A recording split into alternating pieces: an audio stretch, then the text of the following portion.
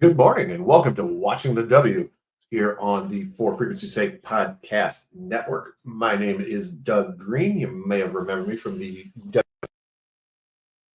If not, then welcome aboard. So we are here today. We're going to talk a little bit about the new Unrivaled 3-on-3 league that just dropped this weekend. Very excited about that. But we're going to talk some basics about it, kind of how it got started, what's going on. Then we'll get into the games. They've already got 2 days worth of games under our belts. We got 4 games already played. So that is what we are going to chat about this morning. Very excited to talk about all of this. So first up, like I said, it is a brand new league. So we're going to start right from the get-go in terms of all of that. So it was basically founded by Brianna Stewart and Nafisa Collier. Brianna plays for the New York Liberty. Nafisa plays for the Minnesota Lynx. They both played together at UConn. B was actually Stewie's freshman. So when they are there, you have a freshman that you guide kind of through their years, kind of help them get up and running. And during that time, they became friends, and now they are business partners and co-founded this league. So it is a 3-on-3 league. It is played on a full court. We'll talk more about kind of the rules later. But it's a 3-on-3 league, women's 3-on-3 league. And basically the purpose of it is to make sure that WNBA players don't need to go overseas during the offseason to continue to make money and get to play basketball. So one of the downsides of the WNBA, it's a shorter season, but the women in that league aren't necessarily, they're clearly not paid equivalent to what the men in the NBA are. And so a lot of times in the off season, the ladies would go to Europe, to Russia, to overseas and play basketball, play professional basketball over there to earn more money and get more reps and experience and, just to play and get paid. And unfortunately, there was some hiccups along with that. The whole Brittany Griner situation that everybody's kind of well aware of kind of was, maybe not the impetus for this, but definitely was a factor in my mind of pushing this kind of forward. And so basically what happened now is they said, hey, we want to keep all of these amazing women basketball players. We want to keep them stateside. We want to pay them a good wage to keep them here. And then also, too, the founding 36 women, they also get equity into this league. So as this league continues to grow, they will continue to make money on it. So that's a really nice thing here. So I think the minimum salary for this, I want to say I saw was like $222,000, which is crazy for a 2-month league. So it's really good. It's kind of accomplishing all of those goals. So it's keeping them in the United States. They're playing in Miami. They built a brand new facility down there, and it looks amazing. They have the court, they have the practice courts, they have a world-class training facility, world-class weight room. So it's really a nice facility down there. There is daycare provided. They've got brands that are sponsoring them. Sephora's come in. They've got a whole makeup room, a glam thing that they've got going on that all the women seem to love. So it's great. It's just really a good experience. And a lot of folks are saying that it's kind of now going to force the WNBA to kind of step up their game, because WNBA has kind of been the only show in town for a while. So some places have been half-assing it, to be quite frank. Chicago, I'm looking at you. And now what the Unrivaled has done is it's put pressure on these WNBA teams. And they're saying, look, we went out, started, and got all of this stuff, all these really good things, all these really good facilities. We're paying them a competitive wage. Why can't you do it as an established league? And so people are looking at it and going, this is really, really good. This is better than the things that I've been compared to that I was told was the best in the world. So it's opening some eyes and changing some minds, I think, which I think is only good for women's professional basketball. So I think this is a great, great thing. If you want to see more about it, go to the Unrivaled YouTube page. Stewie's been on there talking about the league and all the people doing all of the work behind the scenes, all of their marketing folks. Their marketing people are killing it. You've got to go see if you're on Threads, go over there, check out all of the teams, the league. It's all great. They were doing some really good stuff on TikTok. Obviously, that is dead as of this morning, but they were doing some really fun stuff on Instagram and Threads. Go check them out. They're not on Blue Sky. They've got an account, but they're not really using it. So if you really want to kind of interact with them, Threads and Instagram are the really kind of the two ways to go. So basics of the league, there are 6 teams with 6 women on each team. I still haven't learned all of the teams yet or who's on what. So we're going to run through them real quick. So the 6 clubs, 6 teams are the Laces, the Mist, the Rose, the Lunar Owls, the Phantom, and the Vinyl, which I don't know how I feel about those team names, but it is what it is. But that is the name of the teams. And basically, what was one of the great things about this was they actually did their draft, their inaugural draft live, semi-live. They put it up on YouTube. It was supposed to be live. It really wasn't. But you at least but you got to watch it. They filmed it and you got to watch it. So you got to see how the 6 coaches picked the teams. So all 6 coaches basically got together and they picked the teams before they knew who they were going to coach. So basically there was a player draft and then there was a coach draft. And so they went through and they picked and they created the teams. And then later on, the coaches got assigned to those particular teams, which was really kind of a fun process to watch. They went through, they put them all together based upon who could help who grow, who had previous relationships with one another, whose styles kind of fit together really well. It was really kind of an interesting, a really kind of interesting process to watch that. Again, if you go on Unrivaled YouTube and watch that, it's really fascinating to watch that, and then you see all the coaches kind of get put together. I will be completely honest with you and tell you I did not know 5 of those 6 coaches at all. No idea who any of them were. The only one I know was Teaspoon, who was obviously the Sky coach last year.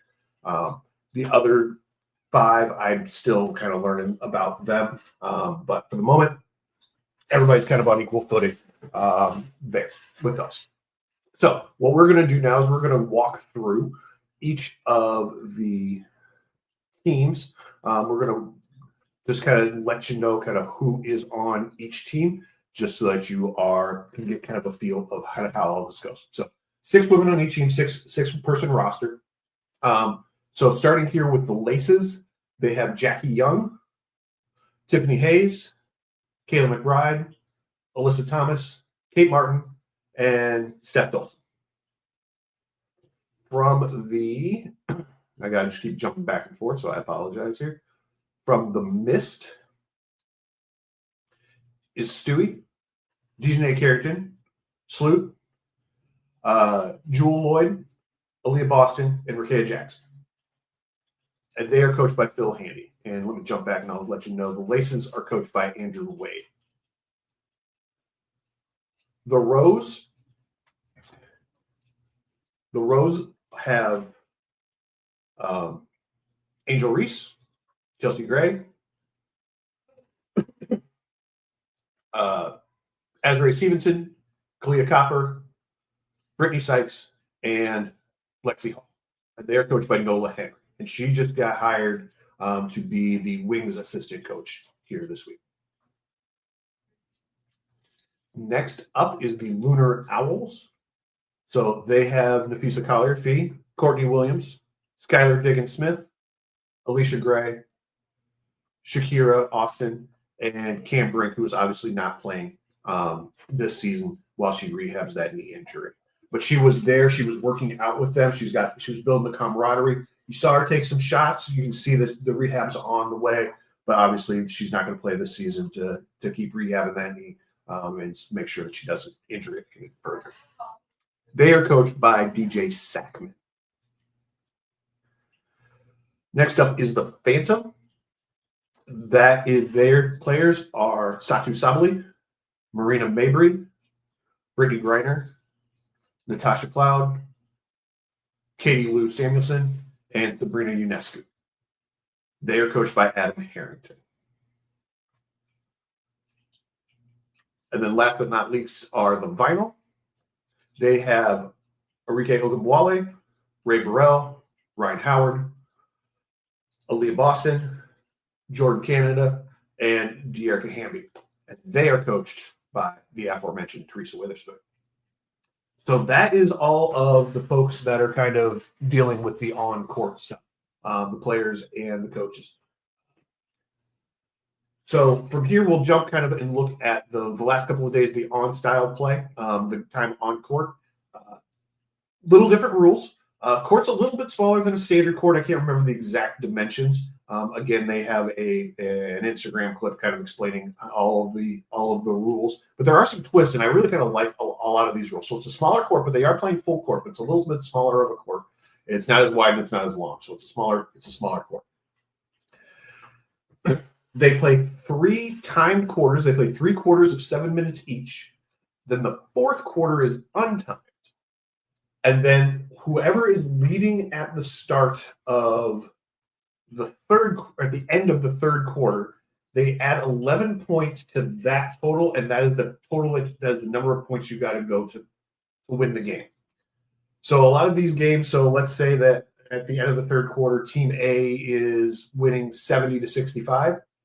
That means to win the game, you need to score 81 points in the fourth. You need to get to 81 in the fourth quarter. Doesn't matter who, doesn't matter how. Just whoever gets to 81 or above first wins. So it's really kind of makes it very fun. What we've seen is we've already had a couple of games where you have these clutch, like game-winning shots. It's not technically a buzzer beater, but it's a game winner. And those have been really kind of fun to watch with those. A couple of other changes that they have. Free throws are a little different. If you get fouled shooting a 2-pointer, if you're fouled in the act of shooting and you don't make it, you get 1 free throw worth 2 points. If you get fouled shooting a 3-pointer and don't make it, you get 1 free throw worth 3 points. So the value of the shot that you took, but you only get 1 free throw. Obviously, the and ones, you only get 1 point. Technical fouls are only worth 1 point. I think we had a clear path the other day, also worth 1 point because they technically called it a technical foul. So those are kind of a little bit different on the free throws. It helps speed up the game quite a bit because you're not sitting there shooting and resetting. It was really kind of a nice touch. I really did like that, especially when we were talking on social media the other day. It did really kind of feel help speed up that game and that process. In terms of gameplay or game style, much faster. It's a much faster pace, up and down, up and down. The clock really doesn't stop except for timeouts and in the last, I think, minute of the quarters. But it's basically just up and down. People are back and forth. I love it.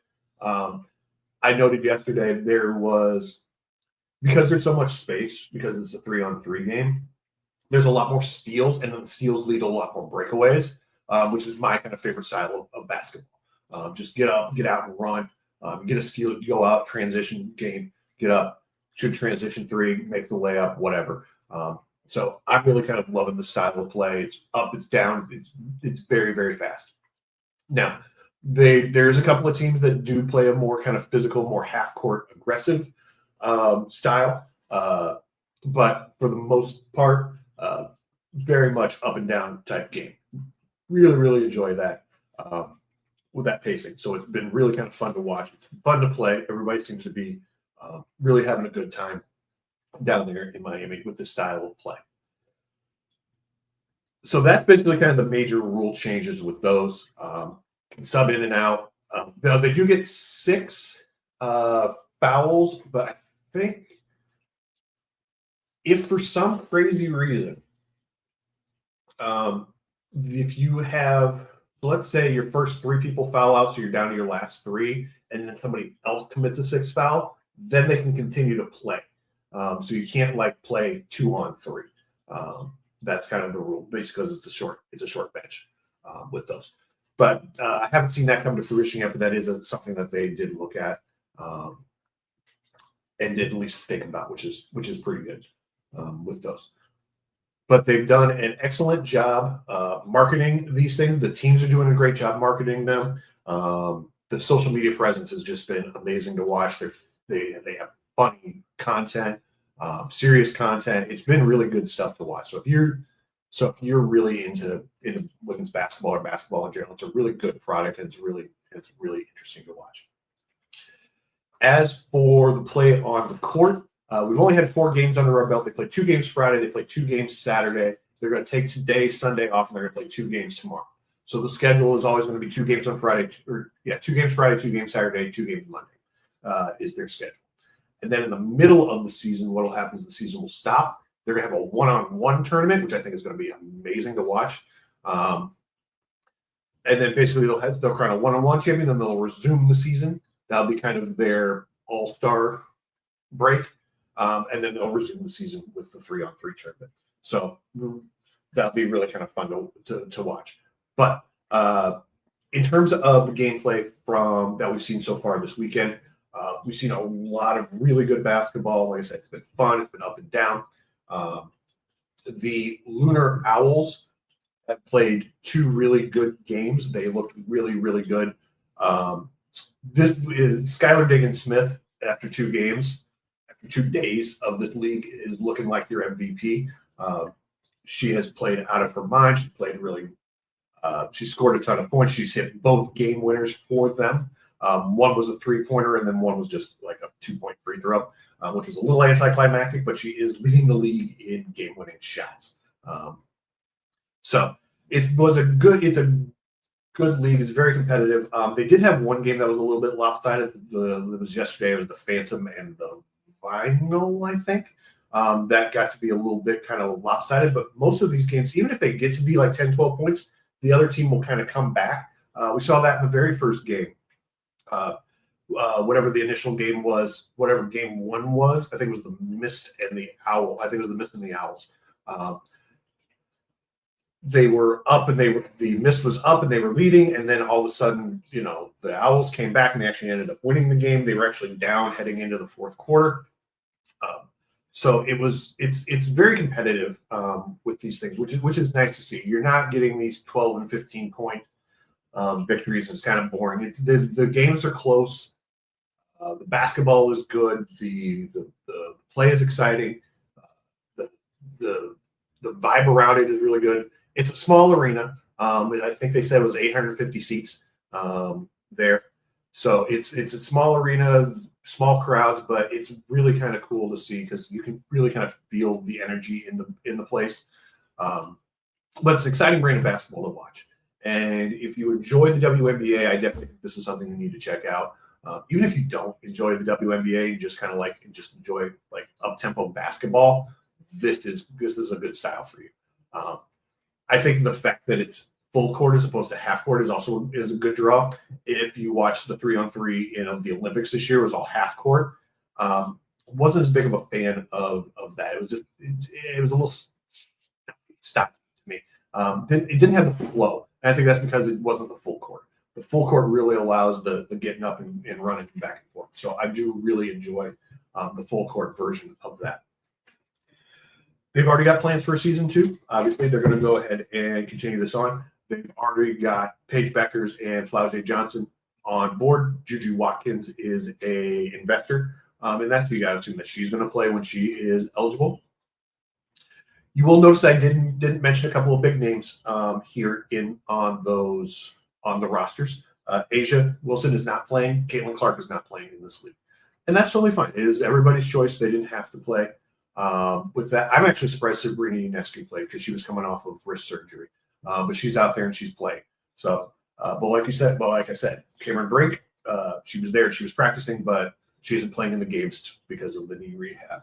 So obviously it's a little bit different situation for everybody. If you want to play, if you don't want to play, but they do have a lot of all-stars, really, really good competitive level of play. One of the other fun things is just to see kind of how people mesh with each other and personalities mesh in there. Obviously, when Marina was traded to Phoenix during the season, everybody already knew that she had a little bit of she could be a little confrontational in her Dean Janae character and have some history, let's put it that way, together. And you can see here they're joking around, they're getting along. They're like, yeah, there was a little bit of whatever when Marina first got here, but coach was basically kind of forced us to work it out. They put us together on teams. We kind of had to deal with it, and now you can see that they're close and they're bonded, and it's really kind of a fun experience to watch them. Dijonay even gave Marina some spices to cook with, so that's been kind of funny to watch on social media. Marina's trying to cook with the spices that Dijonay gave her, and Angel Reese is checking in and letting her know what it looks like. So it's pretty amusing. They also squashed that Angel was the reason Marina wanted out of Chicago. They were like, no, that was never a thing. We've seen a bunch of photos with Angel and Teaspoon hugging each other. So it really is great. It really does seem to be a good. It's a competitive atmosphere, but they really do seem to be enjoying it and having a good time, and it really being a good culture and a good fit down there. So I really am enjoying this. I can only hope that the games are going to be just as competitive and everything is just as much fun as the first 2 days have been going forward, because this is something that I'm really enjoying and I really want to see it blossom and do even better going in the future. But I just wanted to pop in today just to say, this is something that I'm watching. It's something that I'm enjoying. And hopefully that this is only gets bigger and better from this point forward. So wanted to say thank you to everybody who watches. Wanted to thank our sponsors. Of course, Watching the W is part of the 4 Frequency Snake Podcast Network, and we are sponsored by Durham Remodeling, Jared Zook Financial, and Ryan Allison Tattoo. I don't know when we'll be back. We may be back next week. We may be back in a couple of weeks. I'm probably going to give it a couple of weeks just to let kind of things kind of happen here in the league. It's kind of tough, when I've only got the weekends to kind of think about this stuff and do them. But we'll probably be back at some point to talk a little bit more, if not, at least at the break, if nothing else. But we'll be back to kind of discuss this. Other than that, thank you everyone for tuning in and for listening, and we will see y'all next time. Bye-bye.